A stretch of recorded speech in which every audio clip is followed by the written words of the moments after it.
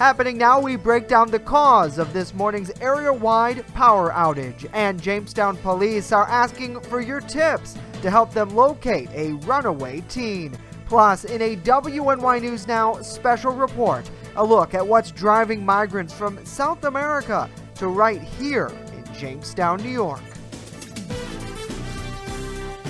Live and on demand, this is WNY News Now. And thanks for joining us for WNY News Now. I'm Justin Gould. Those stories and more are coming up, but first, electrical engineers have identified what caused a massive area-wide power outage on Wednesday morning. The Jamestown Board of Public Utilities says a problem with circuits tipping at the Dow Street substation is to blame. The outage lasted around a half hour, from 8:53 until restorations began at about 9:19. Portions of Jamestown, Ellicott, West Ellicott, Celeron, and the village of Falconer were impacted, including several traffic lights across the area. The VPU says the short restoration time is thanks to supervisors' quick work to immediately isolate the trouble. Now, as a result of the power outage, water pumps were turned off for a time, and that stirred the system. So discolored water can be expected today. It should clear in about 12 to 24 hours. Police in Jamestown are asking for your help in locating a 16-year-old runaway. The Jamestown Police Department juvenile detectives are looking for Destin Guyute. Guyute is described as 5 feet 9 inches tall, a white male that weighs approximately 110 pounds and has brown hair and brown eyes. Police issued a bulletin for Guyute on Wednesday afternoon. However, he's not believed to be in any danger. A recent influx of Colombian migrants in Jamestown is leaving many in the area wondering why they chose Western New York to settle and how they got there. Our Julia Gress has more in a WNY News Now special report. President of the Hispanic Community Council of Chautauqua County, Max Martin, says a volunteer of his group was surprised when they heard someone with a Colombian accent at a local Tops. From that point on, the help started. She immediately said, "What you guys are doing here? We crossed the border, we're in Jamestown."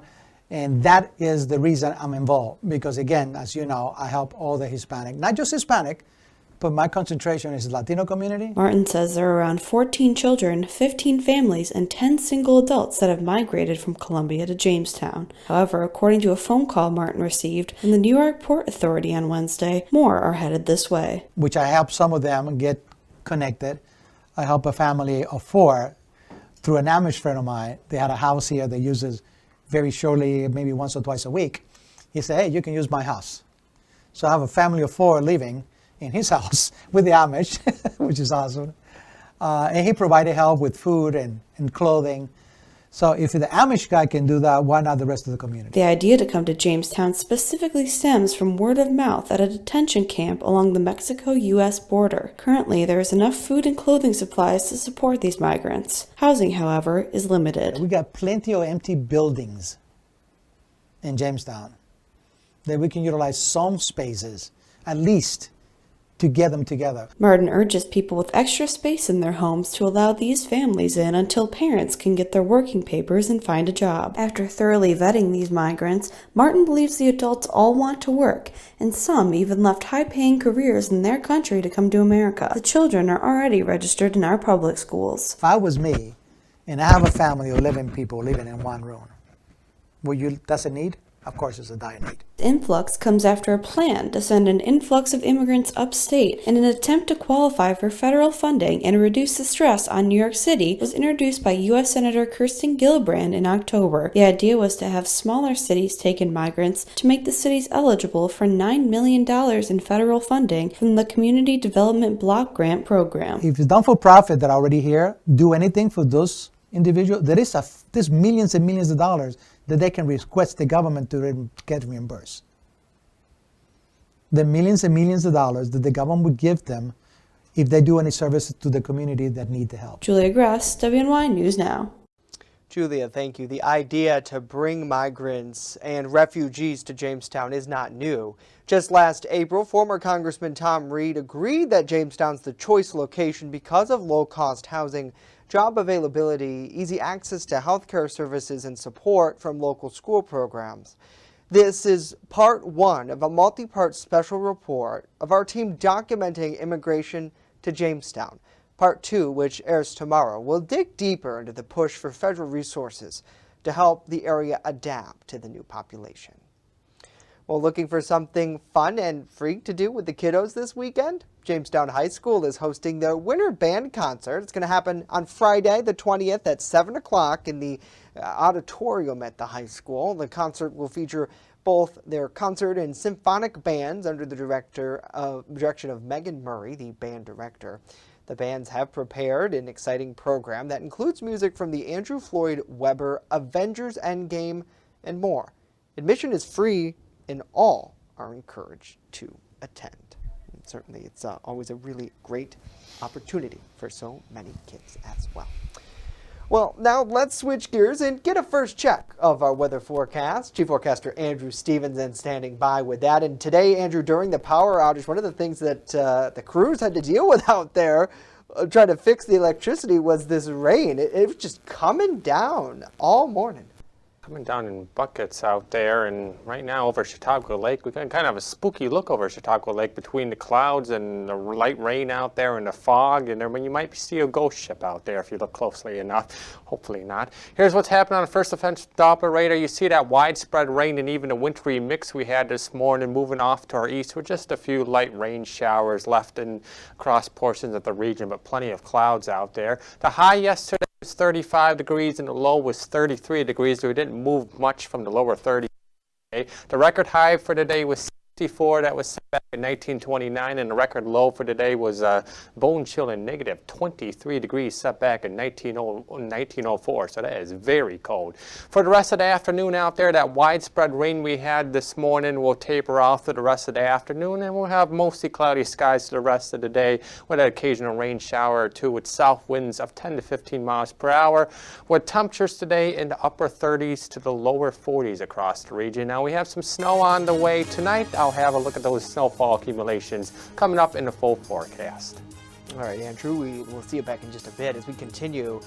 Look at the push to ban wind farms on Lake Erie, what our newly sworn-in congressional rep has to say. And later, opioid overdoses, they're on the rise here in New York. Health experts explain possible contributions and how you can help. Stay with us.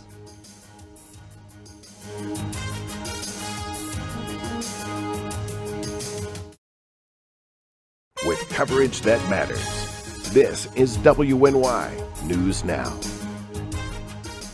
EagleZip.com is your local one-stop shop for all of your home and business computer needs. Located on Fluvan Avenue Extension, just outside of Jamestown, EagleZip.com sells and services all brands of desktops and laptops, as well as servers and network equipment for your business. All new computer sales include transferring your data from your old computer plus a 2-year warranty. Call EagleZip.com today. Stop by EagleZip.com today and let us make computers easy for you. Have you ever wanted to live out your dreams? Hunt, fish, in all corners of the earth? Well, now's your chance. Follow Primitive Patriot Outdoors as we live out our dreams and show you how to live out yours through outdoor adventures. From Western New York to Africa to all corners of the earth, follow us on this adventure. It's an experience you've never seen before. Lead and Lures, Roku TV, channel 716. Looking for a fair and honest auto mechanic? Look no further than DeWias Auto Service. Located at 140 Main Street in Randolph, our family-owned business is ready for all of your automotive needs. From general service to more complex repairs, count on DeWias Auto to keep you on the road. We not only keep your cars running smoothly, but also looking great with our expert detailing crew. Send us a message on Facebook or call us today at 716-358-2292 to set up an appointment. DeWias Auto Service. Fair, honest, and the best prices guaranteed. You're watching WNY News Now, where coverage comes first. Congressman Nick Langworthy has introduced his first piece of legislation as a member of the 23rd Congressional District, aiming to stop wind farms in the Great Lake region. Our Bronson Rasmussen joins us live with more on the push by our local representative. Bronson? Justin, the Lakes Before Turbines Act would take a piece of the 1986 tax code and strip the ability to give tax credits to wind farm projects on Lake Erie, making it virtually impossible for developers to move forward. Any developer who chooses to pursue wind farm construction on our beautiful Lake Erie will no longer have access to federal investment tax credits for those projects. And due to the massive capital that's necessary to construct these turbines, if developers do not have the federal tax credit to subsidize it, it would likely prove far too costly for them to move forward with any project like this. Newly elected Congressman Nick Langworthy believes the lake is quintessential for our region. Our local economies, they depend on this lake. They depend on people making that trip to have the picnic, that they're looking for a family vacation spot. The Republican goes on to say that we need to focus on the impact of Lake Erie. Our communities here in Western New York and the Southern Tier, we enjoy and we rely on the health of the Great Lakes. It's a gem of our region, and the need to protect and restore it is more important than ever. Langworthy would rather explore different energy options. I'm committed to fighting for affordable and reliable energy sources like natural gas. It's an untapped resource that is literally right under our feet in this congressional district. It can be tapped safely, it can tap cheaply, while creating thousands of good paying jobs for Western New York residents. While this act was just proposed by Langworthy, he plans on talking to other congressional members along the Great Lakes region to gather their support. Live in the newsroom, Bronson Rasmussen, WNY News Now. Bronson, thank you. In New York, more than 2,600 people died from an opioid overdose in 2021, representing a 8% increase since 2019. A new 139-page State of Department of Health report indicated that overdose data for all New Yorkers, and listing it out county by county, it shows that overdoses are just as much of a problem locally than anywhere else in the state. When the pandemic hit, people were spending much more time at home, something experts say could have contributed to the rising uppage in overdoses. The rise in overdose and overdose deaths also is partially blamed on the rise of fentanyl. Health experts say it's often being laced in day-to-day recreational drugs, including opioids. Now, Narcan is accessible to those who need it. A simple 5-minute training is all you need to help someone stay alive if they're experiencing an overdose. Attorney General Letitia James spent hours Wednesday holding a public hearing on the mental health crisis in Western New York.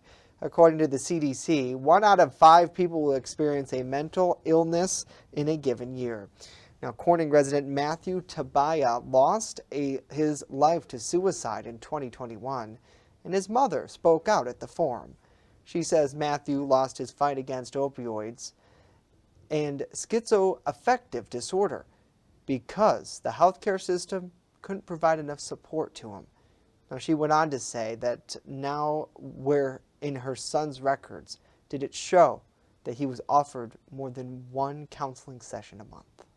Nowhere in the record, ma'am, nowhere in the record was he offered more than 1 time per month counseling and 10-minute Medicaid allowed medication management appointments with a psychiatrist. The state officials say they took note of all of the concerns shared at that hearing and will be reviewing the findings.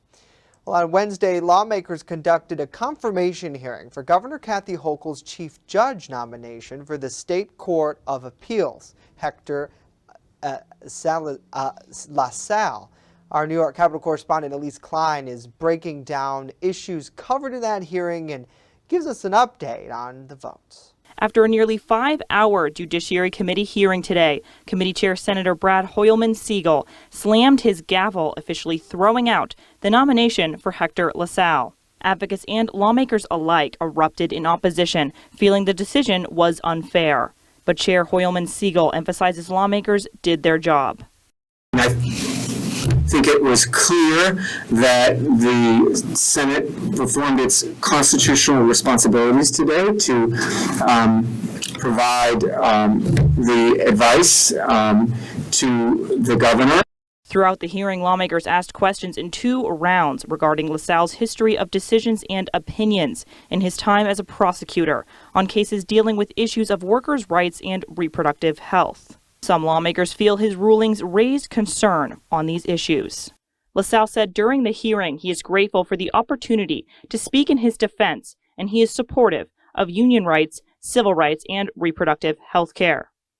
And this is what I believe. And if that is different from what you have heard or read, I am happy now to set the record straight. Governor Hochul issued a statement saying the hearing was thorough, but she does not believe it was fair. Moving forward, lawmakers now await what the governor decides to do next. In Albany, Elise Klein, WNY News Now.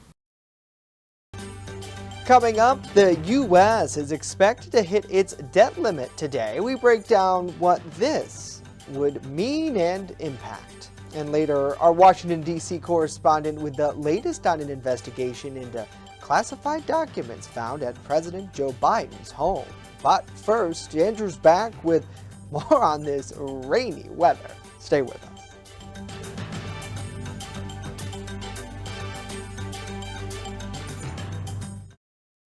With coverage that matters, this is WNY News Now. I'm a survivor. I'm a survivor. I'm a survivor. Testicular cancer is the leading form of cancer in men aged 15 to 35. 1 in 250 men will be diagnosed with testicular cancer. But 98% will survive if detected early. As a survivor, I believe early detection is the key. Learn how to do a testicular self-exam and other important facts about testicular cancer at oneball4tc.com. I don't think that many kids in my son's school even do it. He makes fun of his friend who vapes. He would never try it. She's into soccer. She's on the honor roll. She's just not the type. No way. No way. No way. No way, my kid would never vape. Get your head out of the cloud. Today, nearly 8,000 kids will start vaping, maybe even yours. Learn about the dangers at talkaboutvaping.org.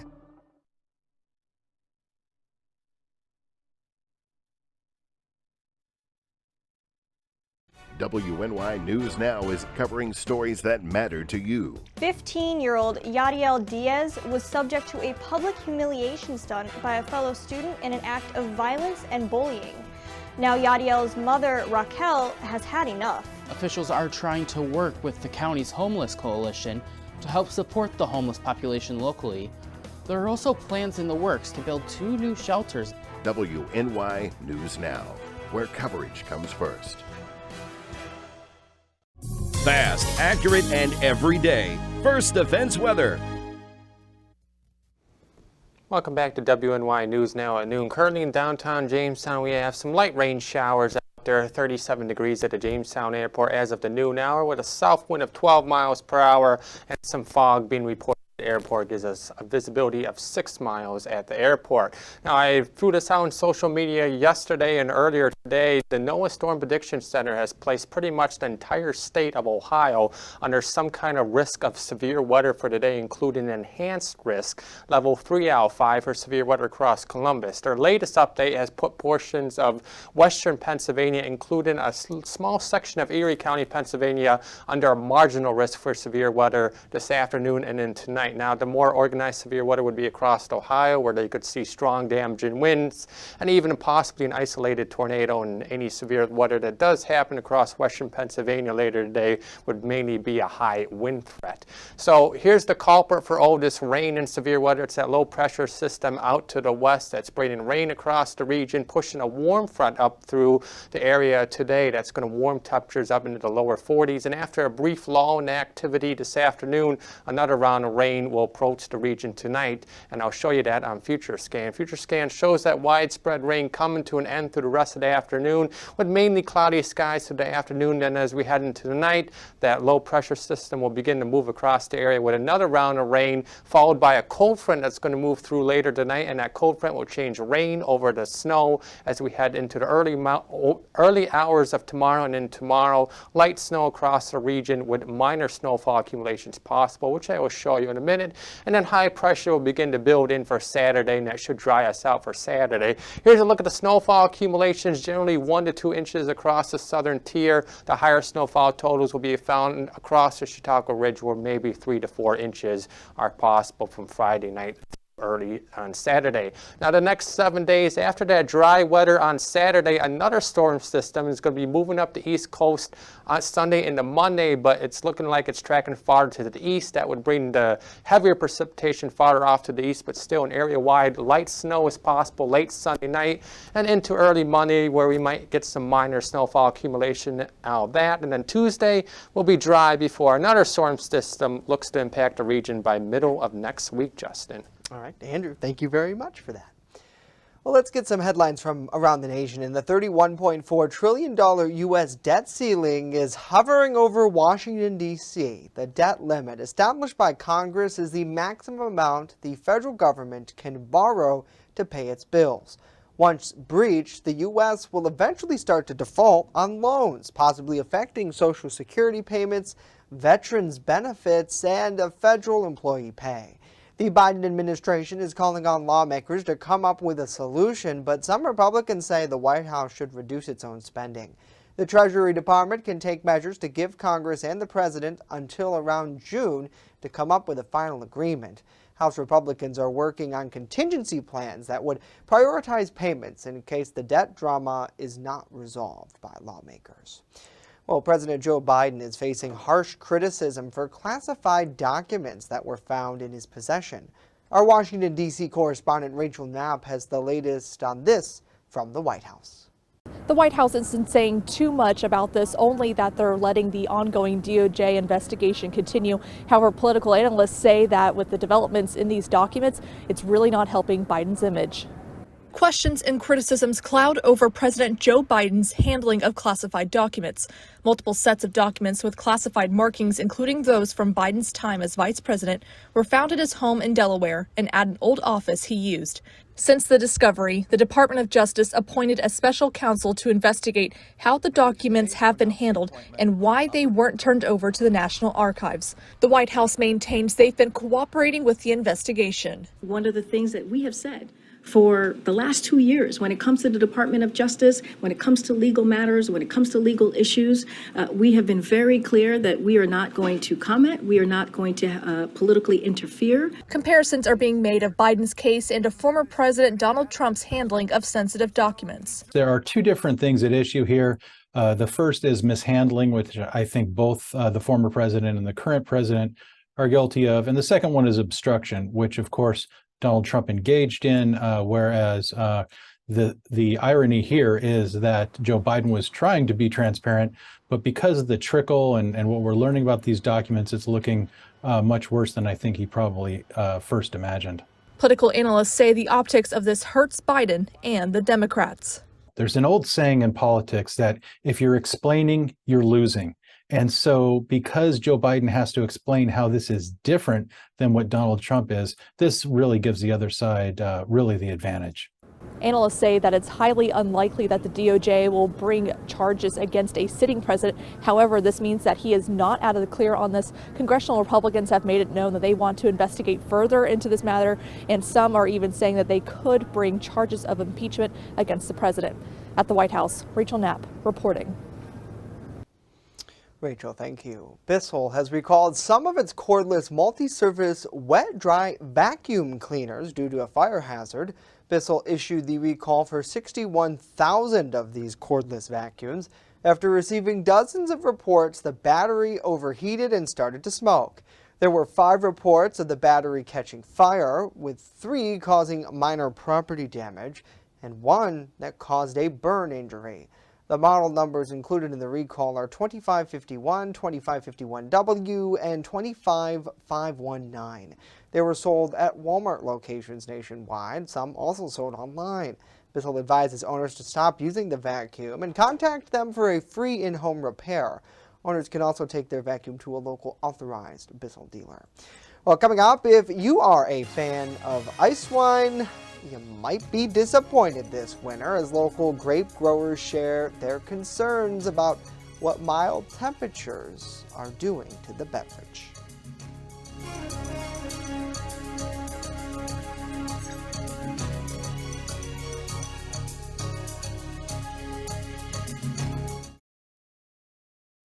There's an old saying, there's no news in the newsroom. Well, it's true. The time I spend at the anchor desk is just part of my day. Most of our time is spent gathering stories in the community, stories that matter to you. We can't do it alone, and we need your help. When you see breaking news or have a news tip we should know about, drop us a line on Facebook today, email our news desk, or call our newsroom at 488-7226 so we can bring those stories straight back to you.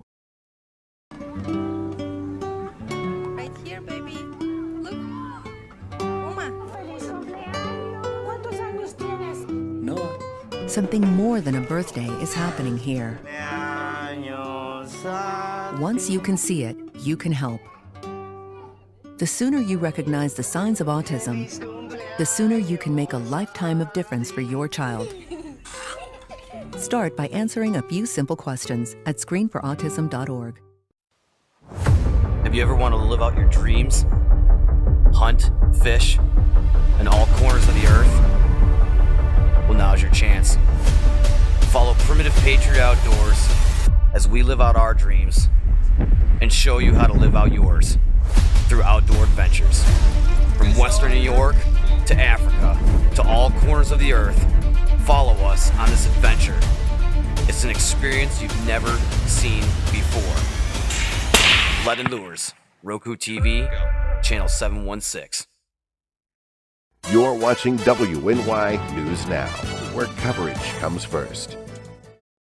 Well, the mild January may be a relief for some, but it could cause concerns to growers who rely on the frigid temperatures. Frozen grapes are key for ice wine made in northeast Pennsylvania, but how is production with no freezing temps out there? Erie News Now's Elspeth Meisner has more on production and what the schedule's looking like for ice wine this season. During a typical January, growers at Mazza Vineyards would be out in the fields harvesting grapes for ice wine. But this year, there's no ice. It's always a challenge with ice wine. If we don't get it that first freeze, and especially as you get into mid to late January, you really get a reduced yield.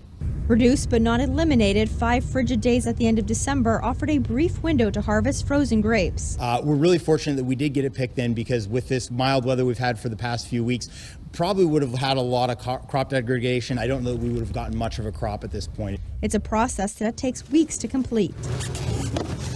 And after those frozen grapes are picked, they're then pressed and then fermented for several weeks until the next part of the process is done. And when you ferment that part of the way, you leave a lot of natural sweetness behind, creating a wonderfully intense and flavorful dessert wine. Mazza says they'll have a strong yield this year, but even with that comes problems. December's freeze made the ice wine possible, but it could cause some headaches in the spring. You know, there's a lingering concern in the back of our minds here as we talk with our growers. Was it so cold that we had other damage potentially in buds in the vineyard? That's something that we'll know, in the coming weeks if that was affected. We're hoping not, but that's always a consideration when we get into those single digits and colder temperatures. Elspeth Meisner, Erie News Now. All right, Elsbeth, thank you very much for that. And I know Andrew and I, we're not so much wine drinkers, but I do enjoy a glass every now and then. However, our intern Kelly was just telling us she loves ice wine and how sweet it is. So hopefully they can, as Elsbeth talked about, make sure they ramp up that production, because I'm sure there's a lot of people that are going to be missing out. And that's the thing. The Mother Nature, you can't predict it, no matter how much Andrew tries. Maybe if somebody wants to bribe me with something other than alcohol, because I'm not a drinker, maybe I can make the weather change, focus on the weather and change it. Oh, God. Right now it's If you sunny could. and 70 degrees outside. If only you could, we would we'd have a totally different weather segment then. It'd probably be the most watched in the United States, honestly. Well, that is going to do it for us today. We'll leave you with this live look out over Chautauqua Lake. And news continues 24/7 at WNYNewsNow.com. Have a great day.